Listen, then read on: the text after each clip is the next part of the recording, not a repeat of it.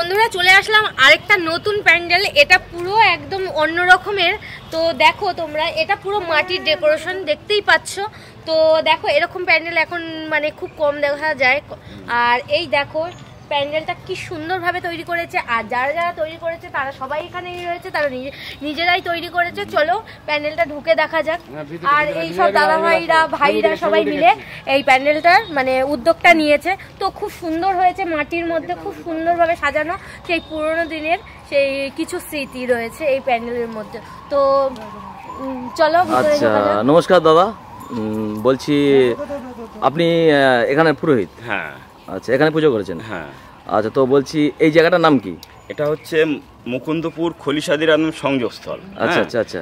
এখানে অনেক কটা পাড়া সংযুক্ত আছে এই পূজার মধ্যে। আচ্ছা আচ্ছা। মন্ডল পাড়া, কামার পাড়া, কাহার পাড়া, ব্রাহ্মণ পাড়া সবাই মিলে অন্তত পক্ষে এই বাচ্চারা যারা এখানে উপস্থিত আছে ছেলেরা দীর্ঘ প্রায় 1 মাস ধরে প্রস্তুতি নিয়েছে এটা করার জন্য। দিন রাত তারা পরিশ্রম করেছে। এখানকার আমার মায়েরা আছে, এখানকার ছেলেপিলেরা আছে, এরা রাত দিন জেগে এই প্যান্ডেল পুরো ডেকোরেশনটা প্রচন্ড পরিশ্রম করে তারা তৈরি করেছে, যাতে বাইরে থেকে লোক এসে দেখে একটু প্রশংসা করে। সেটা আমরা খুবই খুশি হয়েছি যে আপনারা এসছেন। এখানকার যারা কর্মকর্তা আছে বা বাচ্চারা বিশেষ করে এরা সবাই নিয়ম মতন, আমরা যে সরস্বতী পূজার নিয়ম হয় সেই নিয়ম মেনেই আমরা পূজাটা সম্পন্ন করেছি। আমরা এতটুকু নিয়মের বাইরে যাইনি, সমগ্রটা নির্দিষ্ট টাইমের মধ্যে নির্দিষ্ট আচার মেনে আমরা এই পূজাটা করেছি। আর এই পুজোর আয়োজনের সাথে যারা যুক্ত ছিল আমি পুরোহিত হিসাবে তাদের অসংখ্য শ্রদ্ধা জানাচ্ছি বা সম্মান জানাচ্ছি, ধন্যবাদ জানাচ্ছি। ধন্যবাদ দাদা। আমরা তাহলে ভেতরে প্রবেশ করছি। বন্ধুরা আপনারা একটু দেখে নিন, ভিতরের ব্যাপারটাও খুব সুন্দর। এখানে যারা বাচ্চারা আছে তাদের কাছে কিছু কথা শুনে নিন। তোরাও বল। তো বন্ধুরা এই দেখো ভিতরে দেখতেই পাচ্ছ, দেখো কি সুন্দরভাবে সাজানো হয়েছে। এখানে মানে ছড়া লেখা রয়েছে, এখানেও ছড়া লেখা রয়েছে। তো দেখতেই পাচ্ছ চারিদিকটা খুব সুন্দরভাবে সাজানো হয়েছে, গ্রাম্য পরিবেশের মধ্যে খুব সুন্দর ভাবে সাজানো হয়েছে প্যান্ডেলটা।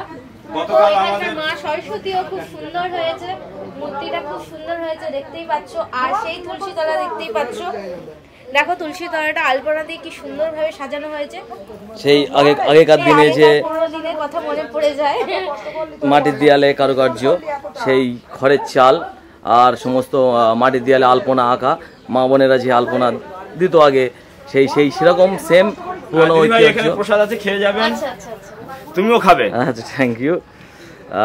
তো সেই গ্রামের মধ্যে দিয়ে কি সুন্দর ভাবে মাটির ঘরের মধ্যে করে পুজোটা করা হয়েছে দেখতে পাচ্ছ।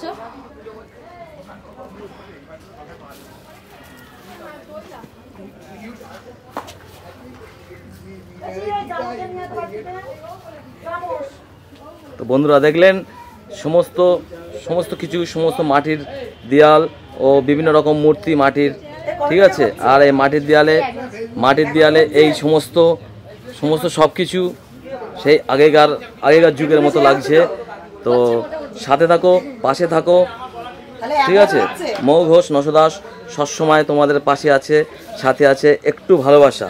ওকে বন্ধুরা, তো আজ এই পর্যন্ত, টাটা।